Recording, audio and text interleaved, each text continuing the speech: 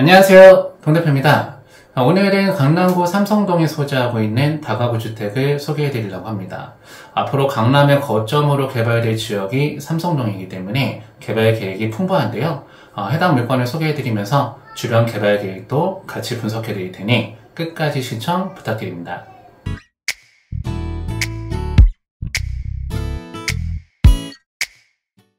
먼저 물건에 대한 정보를 같이 보시면 사건 번호는 2022타경 100975번 사건입니다.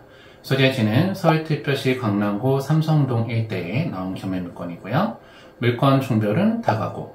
토지 면적은 약 62평, 건물 면적은 113평 정도 되는 물건이 실제 감정가격 46억 정도에 형성돼서 나왔다가 1회 유찰돼서 37억대까지 떨어져 있는 경매 물건입니다.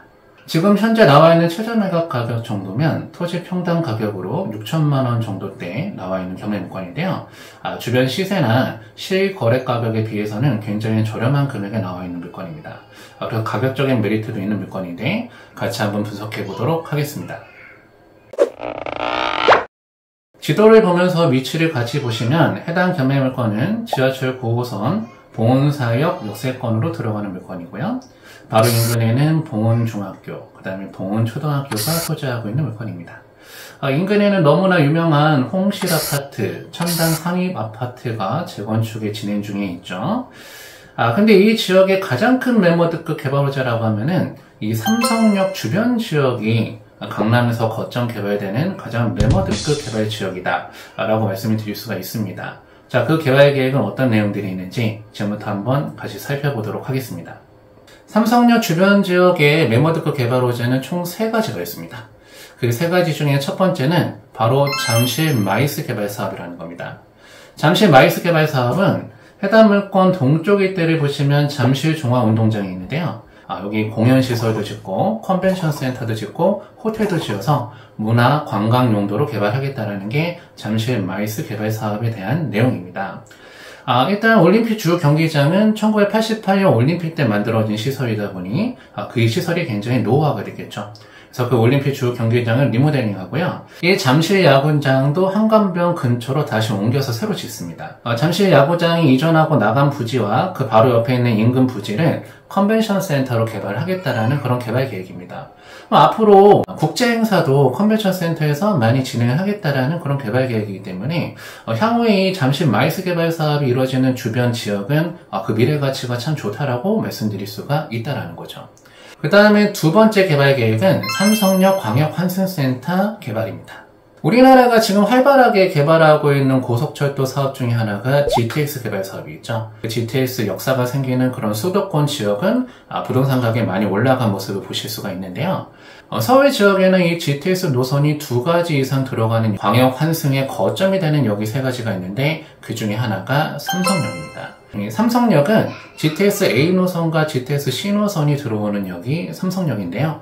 그 GTX 노선이 개발되는 거랑 맞물려서 지하에 대규모대 환승센터를 만들겠다는 겁니다. 그래서 강남에서 교통의 거점으로 다시 탄생할 역이 바로 삼성역이 되겠다. 그래서 그 교통에 대한 미래 가치가 굉장히 훌륭한 지역입니다. 그 다음에 세 번째 개발 계획은 삼성역 북쪽 일대를 보시면 현대 GBC타워가 지금 개발 중에 있죠. 예전에 한전 소유였던 부지를 현대자동차가 낙찰을 받아서 지금 고층 업무 빌딩을 짓는 그 지역이 현대 GBC타워 부지입니다. 처음에 개발 계획은 우리나라에서 지금 현재 가장 높은 빌딩이라고 하면은 잠실에 제1롯데타워가 있잖아요. 128층짜리 건물. 그 건물보다 더 높은 층수로 개발하는 게 원래는 처음에 목표였는데 지금은 이제 높게 올리는 것보다는 안정성을 좀 더 강화를 해야 되겠다. 그래서 지금은 50층짜리 건물을 3개동을 짓는 개발 계획으로 지금 변경이 됐습니다.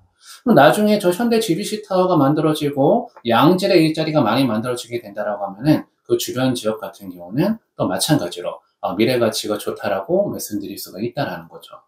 그거랑 추가적으로 이 영동대로를 지하화를 해서 그 지상에 공원을 조성하는 사업도 같이 이루어지게 됩니다. 이 영동대로를 지하하고 그 지상에다가 공원을 만들게 되면은 아무래도 사람들이 많이 찾아올 수가 있겠는데요. 이 주변에 있는 업무 빌딩들이 원래 예전에는 5개 광고물을 설치할 수가 없었습니다. 5개 광고물 설치가 허가가 남으로 인해서 이 주변 지역에 있는 빌딩들은 앞으로 건물 외관에다가 LED 광고판을 설치할 수가 있는 지역으로 탈바꿈이 된다는 거죠. 미국에 가보시면은 뉴욕의 타임스퀘어 있지 않습니까? 그런 거리로 조성된다는 지역이 요 일대입니다. 앞으로 사람들이 굉장히 많이 찾아올 수가 있는 그런 지역으로 탈바꿈이 되기 때문에 이 삼성역 주변 지역의 부동산은 그 미래 가치가 굉장히 크다라고 말씀드릴 수가 있겠죠. 그러다 보니 정부 입장에서는 투기 세력에 대한 개투자를 원천 봉쇄하기 위해서 이 삼성역 주변 지역에 들어가는 지역을 전부 다 토지거래 허가구역으로 묶게 됩니다. 이렇게 1단위 주택단지가 많이 밀집되어 있는 지역이 토지거래 허가구역으로 묶이게 된다라고 하면은 뭐가 안 되느냐? 바로 갭 투자가 안 됩니다. 즉 어떤 아파트를 구입한다라고 하더라도 전세를 끼고 거래를 하는 거는 안 된다라는 거죠. 그 집을 거래하는 목적이 투기 목적으로 보인다라고 하면은 정부 입장에서는 토지거래 허가를 내주질 않겠다라는 거죠. 이 토지거래 허가구역은 1년 단위로 지정을 하는데요. 그래서 그 지정 기간이 만료되는 시점에서 계속해서 재연장을 할 건지 아니면은 이제 만료가 됨으로 인해서 토지거래 허가구역을 풀어줄 건지에 대한 결정을 하게 되는데 이 삼성역 주변 지역 일대는 올해 6월까지가 그 지정 기간입니다. 올해 상반기에 토지거래 허가구역 만료가 다가오는 지역들이 있거든요. 이 삼성역 주변의 토지거래 허가구역은 삼성동, 그 다음에 청담동, 대치동, 그 다음에 잠실동까지가 토지거래 허가구역으로 지금 묶여 있는데요. 과연 그 지역들이 해제가 되는지 해제가 안 되는지를 지켜보시는 것도 굉장히 중요한 포인트 중에 하나가 될 것 같습니다. 여기서 한 가지 중요한 포인트, 경매는 토지거래 허가를 받지 않아도 된다는 겁니다. 그 지역이 토지거래 허가구역으로 묶여있다고 하더라도요, 토지거래 허가를 받을 필요가 없고 낙찰 받고 바로 전세를 놓는 것도 가능하다는 겁니다. 이게 바로 경매 투자에 있어서의 또 한 가지의 메리트라고 말씀드릴 수가 있겠습니다. 그런데 해당 지역에 치명적인 단점이 하나 있습니다. 그건 바로 뭐냐면 해당 견매물건에 나와 있는 이 동네 일대를 한번 봐보니까 앞으로 강남의 거점으로 개발될 바로 인근 지역인데 오래된 건축물들이 굉장히 많이 밀집되어 있는 그런 지역이라는 거죠. 그러면 오래된 주택들이 많이 밀집되어 있다라고 하면은 이 지역을 재개발 가능성을 보고 투자할 수가 있겠는가? 그것도 안 되는 지역입니다. 그 이유는 해당 지역의 용도에 있습니다. 자, 해당 지역의 토지 이용 계획원을 같이 한번 봐보시면은 이 지역은 도시 지역으로 들어가고요. 그 다음에 지금 현재는 제1종 전용 주거 지역으로 들어간다는 내용입니다. 우리가 살고 있는 이 도시 지역의 주거 지역은 전용 주거 지역, 일반 주거 지역, 준 주거 지역으로 나눠지게 되어 있습니다. 전용 주거 지역에서 준 주거 지역으로 용도 지역이 높아지면 높아질수록 그 용적률도 같이 높아지게 되는데요. 이 주거 지역에서 용적률이 가장 낮은 지역이 바로 제1종 전용 주거 지역입니다. 해당 지역은 제1종 전용 주거 지역으로 들어가다 보니 높은 층수의 건물을 지을 수가 없는 지역이고요. 그 건축물을 지을 수가 있는 용도도 한정이 되어 있는 지역이라는 거죠. 재개발이 가능하려고 하면은 일반 주거 지역 이상은 돼야지 재개발이 되는 겁니다. 해당 지역에 가보시면은 그동안 개발이 잘 이루어지질 않았고 오래된 건축물들이 많이 밀집되어 있는 모습을 보실 수가 있으실 텐데요.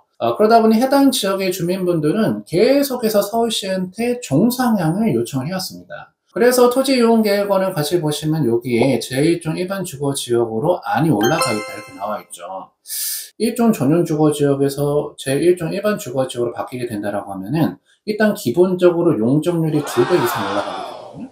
그럼 지금 현재 지어져 있는 건축물보다 2배 이상 지을 수가 있는 땅으로 바뀐다는 거기 때문에 이 지역이 종상향만 가능하다라고 하면은 정말 투자 가치가 좋다라고 볼 수가 있는데 그 종상향이 될지 안 될지에 대한 내용은 아직 확실한 건 아니죠. 확실하지 않은 거를 갖다 기대하고 덜컥 투자를 하셔서는 절대 안 되겠죠. 해당 지역이 제1종 전용 주거 지역으로 지정된 지는 1977년도에 지정이 됐습니다. 그때 이후로 계속해서 제1종 전용 주거 지역으로 남아있는 지역인데요. 이번에 기회가 좋다라고 하는 거는 지금 현재 삼성역 일대를 천재 개벽하는 수준으로 개발하고 있잖아요. 정부 입장에서 봤을 때도 이 삼성역 주변을 갖다가 우리나라를 랜드마크로 만들려고 하고 외국인 관광객들이 많이 관광 올 수가 있는 그런 지역으로 개발하려고 하는데 그 바로 인근에 노후화된 그런 주택 지역이 있다라고 하면은 확실히 미관상은 좋지 않아 보일 수가 있겠죠. 그러다 보니 해당 지역 주민분들 같은 경우는 이번이 마지막 기회다 이렇게 생각을 하고도 계시더라고요. 이번엔 명분이 좀 확실하지 않습니까? 옆에 고층 업무비들이 많이 올라가니까 미관사항 같이 개발해야 된다. 이런 식으로 지금 요청을 해놓은 상황인데 과연 이번에 통과가 될지 안 될지는 지켜보시면 좋을 것 같아요. 그렇기 때문에 해당 경매물건은 그 집가 상승에 대한 기대감도 바라볼 수가 있지만 또 한 가지 그 종상향에 대한 기대감을 또 바라보고 투자할 수가 있는 물건이기 때문에 여러분들 현장 나가서 조사를 한번 해보시면 많은 도움이 되지 않을까 이렇게 생각이 됩니다. 그 다음에 가격 분석을 같이 한번 해보면은 해당 경매물건 바로 인근에 실거래가 된 사례가 두 건이 있습니다. 하나는 단독주택, 하나는 근린시설이 거래된 사례인데요. 먼저 단독주택에 대한 사례를 한번 같이 보시면은 해당 지역과 용도 지역은 똑같습니다. 제1종 전용주거 지역으로 들어가는 지역인데 그 토지 평당 단가가 얼마에 거래가 됐냐면은 평당 8,500만 원 수준의 거래가 된 그런 사례입니다.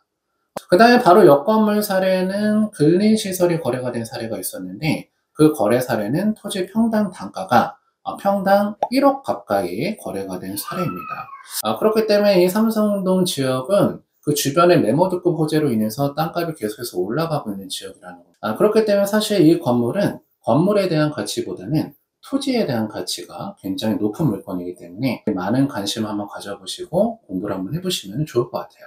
아무리 좋은 물건이라고 하더라도 권리관계에 문제가 있다고 하면 투자하면 안 되겠죠? 권리 분석을 지금부터 같이 한번 해보도록 하겠습니다. 해당 경매 사건에서 말소 기준 권리가 되는 건 2021년 2월 22일 날 설정된 근저당권 설정 등기가 말소 기준 권리가 되는 사건입니다. 그 권리부터 밑에 있는 권리는 전부 다 소멸하고 그보다 먼저 들어온 권리는 없으므로 인수되는 권리는 없는 사건입니다. 그 다음에 임차인에 대한 분석을 한번 해보면 임차인은 총 2명으로 조사가 되어 있는데요. 어차피 주택임대차보호법을 적용받기 위해서는 전입신고가 되어 있어야 되거든요. 그 중에 한 임차인은 전입신고일자 자체가 미상으로 나와 있기 때문에 전입신고 안 돼 있다라고 하면은 낙찰자가 그 보증금을 물어주거나 이런 일은 생기지가 않습니다.